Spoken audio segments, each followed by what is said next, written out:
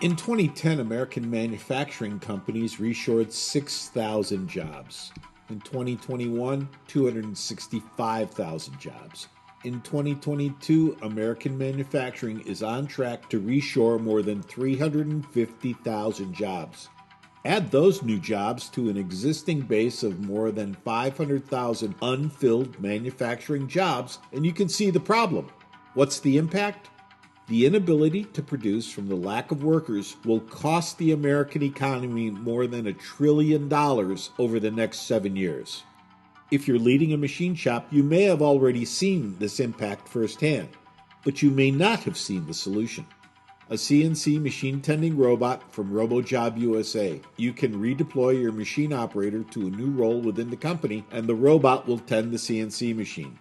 Our customer base is coming back and constantly buying more robots. To learn why, go to our website.